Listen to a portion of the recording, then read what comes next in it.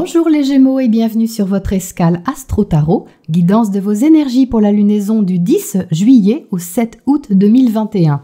La nouvelle lune en Cancer vous propose une nouvelle impulsion dans le secteur de vos biens, de l'argent que vous gagnez par le travail ou de tout ce qui vous sécurise et vous nourrit en même temps. L'opposition à Pluton peut provoquer une remise en question de ce secteur, peut-être un investissement à faire ou un changement à apporter au niveau de vos habitudes de vie et de ce que vous partagez avec l'autre ou les autres. Les aspects harmonieux à Neptune et Uranus vous encouragent à suivre vos idéaux et à vous ouvrir à la nouveauté et à vous investir justement dans le sens de ce qui vous inspire.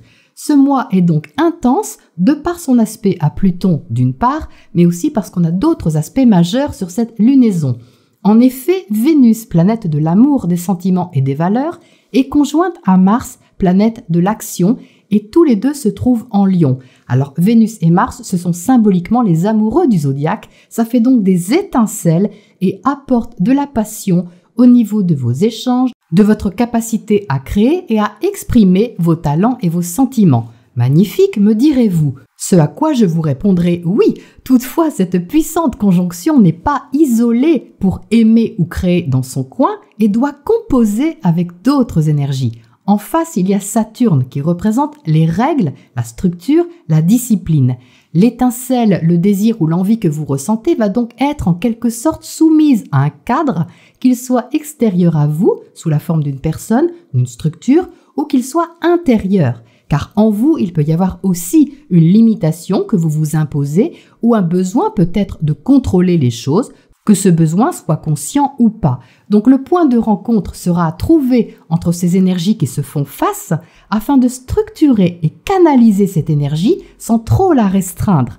Mais ce n'est pas tout, car Uranus, planète de la libération, trempe son nez dans cette dualité et reçoit la pression de ces trois planètes. Comme il est au centre, cela va déclencher une énergie qui va libérer cette tension. Donc, quelle que soit votre situation, l'envie de renouveau et de liberté sera fortement ressentie.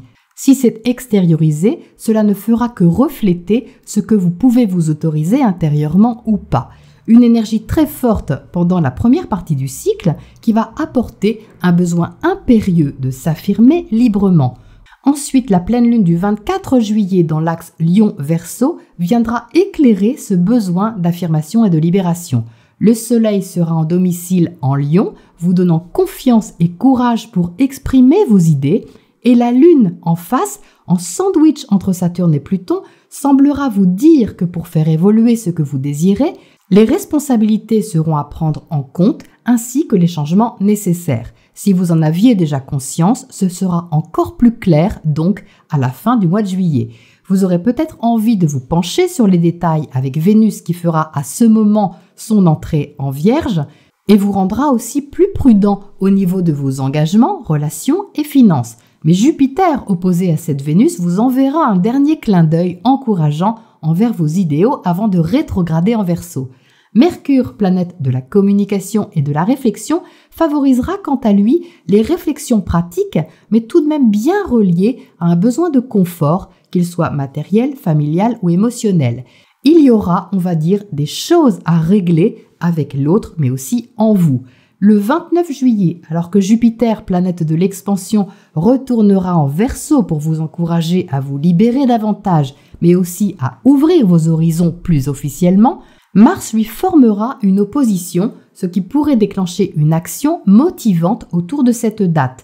La première semaine d'août sera alors axée sur la mise en place plus appliquée des choses avec des décisions éclairées et fortes entre le 1er et le 6 août. Parce que le dire, c'est bien, mais le faire, c'est mieux et vous aurez à ce moment l'énergie nécessaire pour prendre les dispositions qui s'imposent. Voilà les Gémeaux pour cette météo astro et on regarde votre tirage pour les précisions. Alors, voici un tirage ardent les Gémeaux. Il faut dire qu'on a cette conjonction Vénus-Mars, je la retrouve dans tous les tirages, donc c'est chaud. C'est très intense ce mois de juillet et vous n'êtes pas en reste. On a dans votre tirage beaucoup de passion, d'intensité, de feu qui est là et que vous allez être invité à canaliser. Vous entrez avec le 7 de Pentacle dans le tirage Et ça, c'est plutôt positif parce que le 7 de Pentacle ancre un peu le tirage. C'est ce Saturne qui est en face de cette conjonction Mars-Vénus et qui demande, comme je vous le disais, de la rigueur, de la discipline, mais aussi de prendre son temps, de cadrer les choses et d'avoir la patience de mettre en place ce que vous désirez. Donc avec le 7, l'envie d'avancer est bien présente, surtout à côté du chariot, c'est flagrant, mais vous savez avec le 7 que ça demande aussi un certain temps. Vous en avez conscience puisque vous entrez avec ça. Alors peut-être aussi que vous avez attendu sur ces dernières semaines quelque chose en particulier ou que vous avez fait preuve de patience. Mais là, quelque chose s'enflamme, quelque chose s'accélère et vous permet certainement de débloquer quelque chose. Vous êtes en dessous avec le 10 d'eau, donc le 10 de coupe. Donc ça représente vraiment la complétude émotionnelle. Vous voyez qu'on a un Bouddha ici qui est dans l'abondance émotionnelle, la joie absolue. Et ça représente le besoin de suivre vos idéaux et de ressentir du plaisir dans quelque chose. Ça peut être quelque chose de très simple, Ça peut être un bonheur familial, un bonheur relationnel, des sorties qui vous comblent, des rencontres qui vous plaisent. Mais c'est beaucoup de joie dans une direction, dans une situation et une envie de vous connecter vraiment à ce qui vous inspire. Donc au centre, vous voyez, vous avez le roi de feu. Et je parle de cette conjonction Mars-Vénus parce qu'on a le couple, vous voyez ici, le couple de feu, Mars et Vénus en Lion. Alors dans tous les tirages, ils ressortent de façon différente, ils se déguisent sous des cartes différentes, mais ils sont toujours là tous les deux. Et là, vous l'avez au centre de vous, ce désir ardent, un sentiment passionné envers quelque chose ou envers quelqu'un qui fait un peu avancer la machine, on va dire, celle qui est là. C'est votre vie qui se met en mouvement par le biais d'une relation en particulier, d'un projet, d'une activité ou quelque chose en tout cas que vous avez dans le cœur, qui vous tient à cœur, on va dire. Donc évidemment, au centre de vous, il y a beaucoup d'affirmations. Ce roi de feu est connecté à la confiance, il est connecté à l'enthousiasme, surtout à côté du 10 de coupe, et à l'envie d'ouvrir aussi vos horizons parce qu'il se trouve à côté du 8 de feu. Donc ici, il y a de la confiance envers quelque chose qui se profile ou peut-être qui est même déjà là ou qui vient de commencer et qui vous donne une sorte d'espoir, une confiance aussi pour libérer les choses que vous avez en vous, que vous portez en vous avec cette impératrice et que vous avez envie d'exprimer, de féconder, de délivrer. Il y a ici quelque chose à donner vie ou qui prend vie même.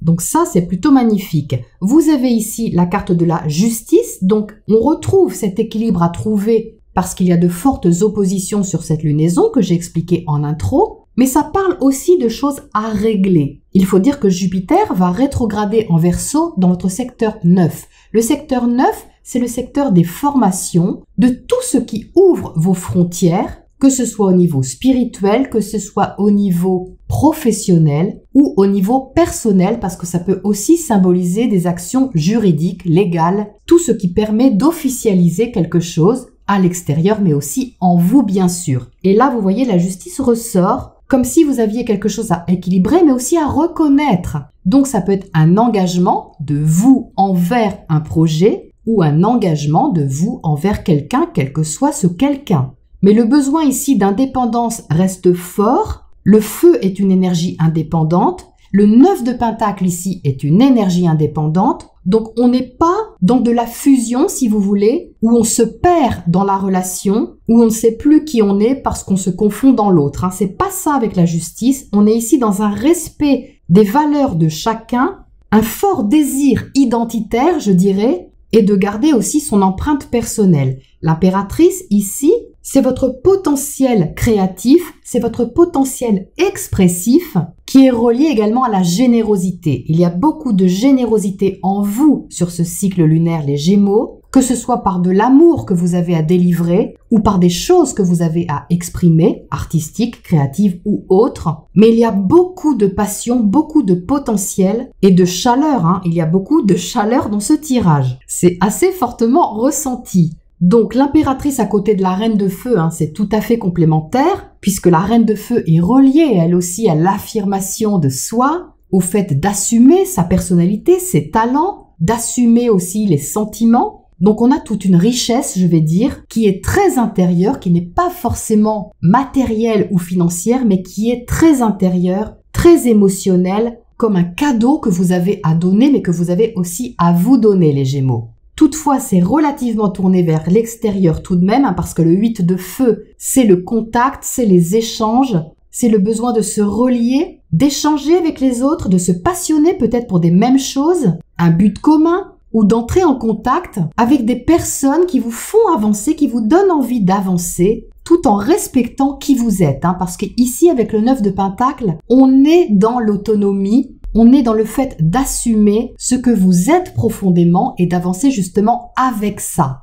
Vous voyez que le chariot, il est entre les deux là. Les deux chevaux sont partagés entre le 7 et le 9. Donc c'est très intéressant de le voir en haut parce que le chariot, c'est vraiment une avancée. C'est le fait de prendre les rênes de votre vie en passant par une décision, une incarnation de votre position et de faire tout votre chemin avec ça. Et entre le 7 et le 9, on voit bien qu'il y a encore des ajustements à faire parce que le 7 est tout à fait conscient du travail encore à accomplir et le 9 tient à sa liberté, à son autonomie et à son identité propre. Donc, qu'est-ce qui se cache symboliquement derrière ce chariot? Eh bien, c'est le 8, hein, puisque entre le 7 et le 9, on a le 8 de Pentacle. Il n'est pas dans le tirage, mais en arrière-plan, on le ressent comme un besoin d'avoir de l'endurance, de la persévérance pour aller vers votre but. Mais c'est ce qui vous motive. De toute façon, vous êtes motivé ici par ce roi de feu. C'est comme si vous aviez le feu sacré, hein, en quelque sorte. Quelque chose qui vous réveille, qui vous éveille et vous permet de lâcher quelque chose, hein. Toutefois, ça ne part pas dans tous les sens puisque c'est bien cadré ici avec les énergies de terre. L'énergie est bien canalisée pour que votre chemin reste constructif, sonne juste à l'intérieur de vous et équilibré dans la relation que vous avez avec l'autre ou les autres. Très puissant tirage, il y a de l'ardeur. Alors qu'est-ce qu'on a à côté de ce 7 de Pentacle là-haut? Est-ce que vous entrez avec?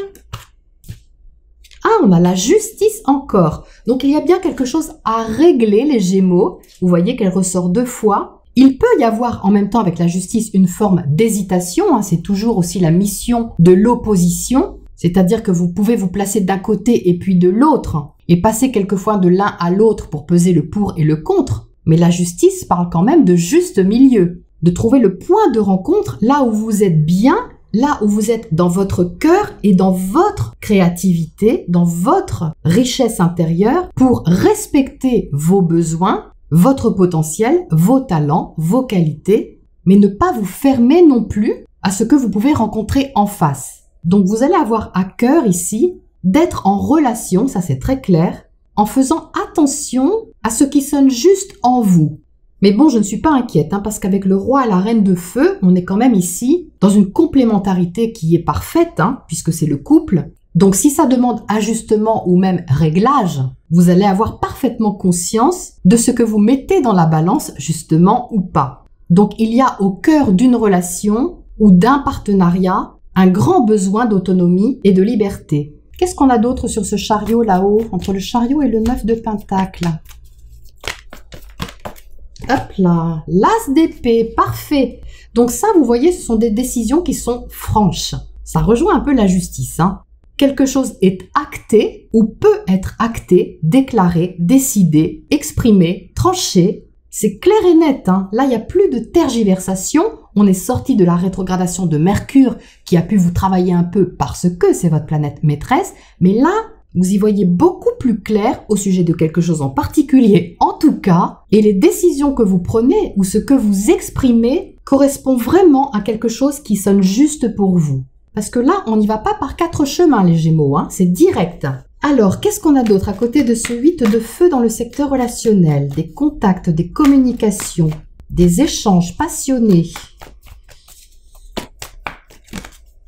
On a le chevalier de feu. Ouf. Bon, eh bien je pense que vous n'allez pas vous ennuyer, hein, parce que le chevalier de feu apporte aussi de la passion, mais lui il est en mouvement, donc c'est très tonique, c'est enthousiasmant, c'est franc, direct aussi, hein, parce que c'est du feu, mais vous contenez tout ça les Gémeaux, hein. Ça vous va complètement bien, de toute façon le feu est une énergie compatible avec vous, donc pas de souci. Simplement avec ce chariot là-haut et les pentacles à côté, vous allez certainement avoir à canaliser cette énergie-là, hein. À mon avis, c'est tout de même assez intense et ça va vous demander de poser de temps en temps pour pouvoir reprendre votre souffle, hein, c'est un peu ça. Qu'est-ce qu'on a comme oracle conseil là-dessus?